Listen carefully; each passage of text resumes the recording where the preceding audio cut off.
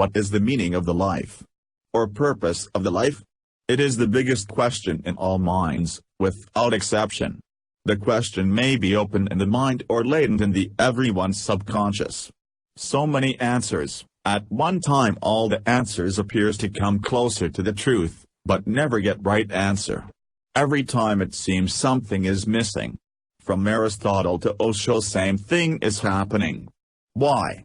Maybe the answer is not understood correctly or something purposefully hidden. Even though our science and technology is improved so much, why these basic questions not answered?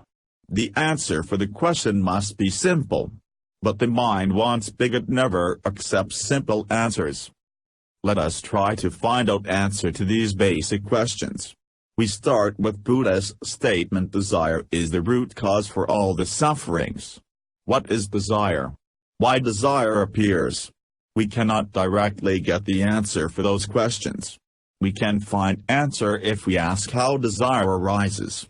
Desire arises only because of any thought. Any thought arises in two ways only. First thought arises when our senses are activated. The senses may be activated individually or collectively. When seeing flower is seen through our eyes, a thought of beautifulness appears in mind, and the thought then get multiplied endlessly. At the same time, the experience is recorded in mind simultaneously.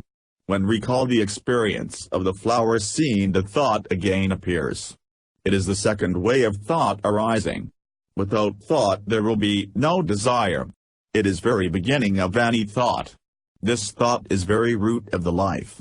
If we can realize the very nature of this thought arising, you can get the freedom from the thought and consequent desire immediately. It is this origin of thought and secret of the life. It can be seen this way also. Let us suppose that you get up from a deep sleep. Immediately after a deep sleep there will not be any thought process. Only if you open your eyes, see some object, a thought will appear. Or when you not open your eyes, your mind will recall past experience, a thought process will appear. There is a cycle that from senses to mind and mind to senses.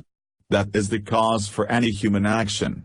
For any action there is simultaneous thought process from mind and senses. If we understand this root of arising thoughts, we can get freedom and thought and desire. If we carefully follow the thought process, we can get the answer for the question, what is meaning of life? The life is nothing but collection of experiences. Every individual is energy with different experiences only. The next question is why thoughts arise. Because the mind cannot go idle. It always some moment in mind. So, it always thinks some more, gives some work to senses, so the thought process will go on in cycle, that is mind to senses, and senses to mind. If we can understand this and keep the mind in emptiness, it is meditation. This meditation cannot done by sitting somewhere and suppressing the mind or senses. But by being always aware of our mind and senses and our ego, which is our experiences, we can go out of this unconscious cycle. This awareness is the only thing we are going to take after our death, and also to our next birth, if you believe in reincarnation.